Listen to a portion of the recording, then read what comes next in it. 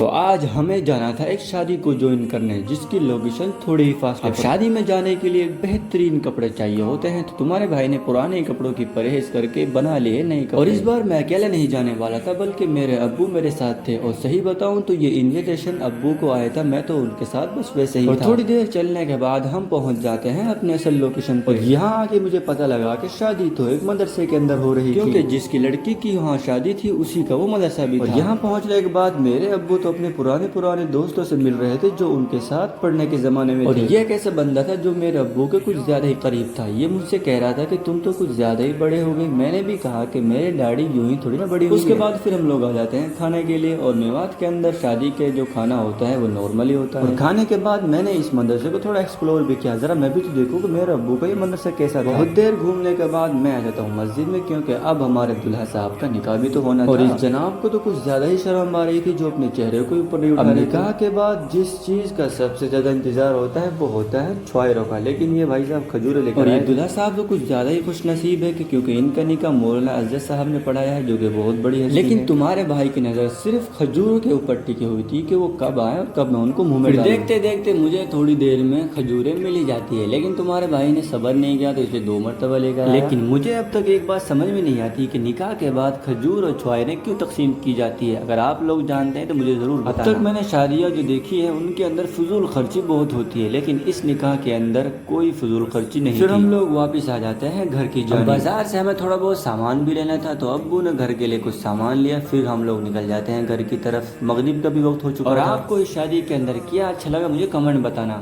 آج کے لیے اتنا ہی، السلام علیکم۔